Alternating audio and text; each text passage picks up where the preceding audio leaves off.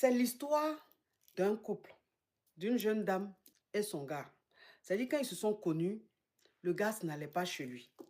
Ça n'allait pas chez lui, il se cherchait, il n'avait pas de boulot. Ou bien quand il trouvait un boulot, ça ne marchait pas, il ne restait pas longtemps dans le boulot et tout. Vous voyez un peu. Mais sa chérie, elle avait son boulot. Elle faisait son travail, bien tranquille et tout ça. Donc, quand elle a vu qu'au fur et à mesure, elle est avec son chéri, elle travaille, elle est épanouie, mais le gars, il ne travaille pas, il ne s'en sort pas et tout. Donc, elle a voulu l'aider. En temps, elle connaît un monsieur. Elle connaît un monsieur qui a une entreprise.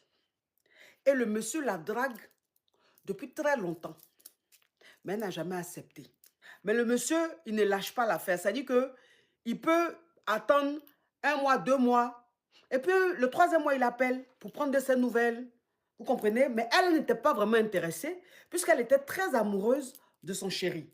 Et voilà comment elle a vu, au fur et à mesure, les années passaient, elle a vu que le gars, il ne trouvait pas du boulot.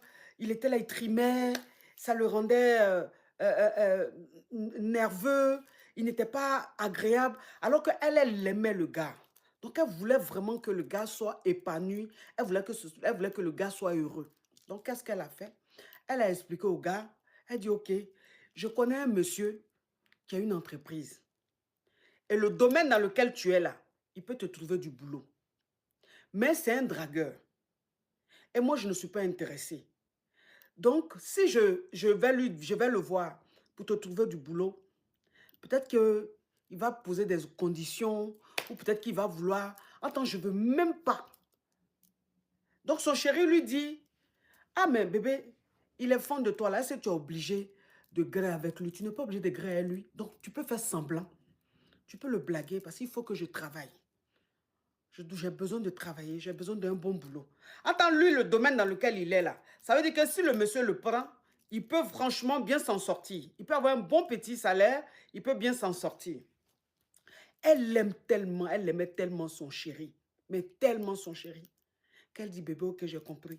Comme tu dis de le blaguer, de faire semblant comme ça, il va te prendre, il n'y a pas de souci. Voilà comment elle a commencé à parler régulièrement avec le monsieur. Et un jour, elle a vu le monsieur. Quand elle a vu le monsieur, elle lui a expliqué. Elle lui a dit que j'ai mon frère qui est là, mon cousin, qui est là, qui a ses diplômes, qui cherche du boulot, mais ça ne va pas. Tous les boulots qu'il trouve, ça le trime. Il n'a jamais un bon CDI, et tout. Donc, le monsieur maintenant lui dit, ah, mais il n'y a pas de souci. Si c'est ton cousin, moi, il n'y a pas de souci. Tu sais que moi, je t'aime. Depuis très longtemps, je t'aime. Je vais être avec toi. Donc, pourquoi ne pas te faire plaisir? Voilà comment elle vient dire à son gars, ah, bébé, j'ai vu le gars.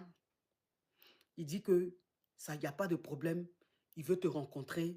Tu vas aller là-bas pour déposer ton CV, tout ce que tu veux. Il était content. Ah, bébé, tu es un amour, tu es tant, tu es ma femme, toi, je vais te marier. C'est ça, on appelle une femme, les atalakou. Il faisait les éloges de sa chérie, il était content, il était fier d'elle.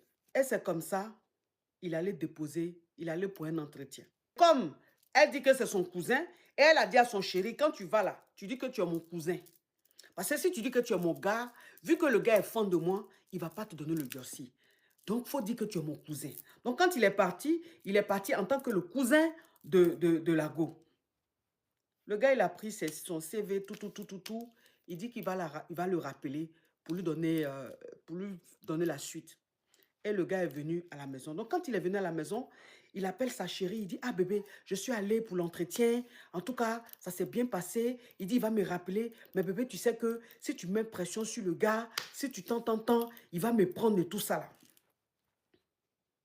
Donc, ça veut dire que lui, maintenant, il dit à sa chérie, du genre, elle n'a qu'à accepter le rendez-vous. Si le gars lui donne le rendez-vous, puis le gars, il va le rappeler. En tant si sa chérie essaye de blaguer encore plus le gars, il va le prendre. Donc, tout ça là, elle était fan. Hein. L'amour, elle aimait tellement son gars qu'elle s'est dit, si c'est ce qui peut faire qu'il va te prendre, il n'y a pas de problème. Donc voilà comment elle continue de causer avec le DG. Et un jour, le DG lui dit, ah, je t'invite à manger et tout. Mais toi-même là, Depuis là, je vais être avec toi. Tu sais que tu me plais. Je vais être avec toi. Mais depuis là, tu me tournes ici, tu me tournes ici, tu me tournes ici. Tu veux que je prenne ton cousin. Si je prends ton cousin, il n'y a pas de souci. Tu sais que sa situation va s'arranger. Mais moi-même, là, il faut voir mon cas aussi et tout ça là. Donc, elle essayait de faire genre pour qu'on prenne son gars. Et le gars lui a donné, le monsieur lui a donné un rendez-vous. Elle est partie au rendez-vous. Un dîner. Donc, quand elle est partie, il parlait, il faisait, il mangeait, il prenait un peu, il se zépétait un peu. Et puis le gars, le monsieur lui a dit, honnêtement, moi, il n'y a pas de problème. C'est ma boîte. Si je veux tout de suite, là, je signe, je prends ton cousin et je le prends en CDI. Tout de suite, je signe CDI pour lui.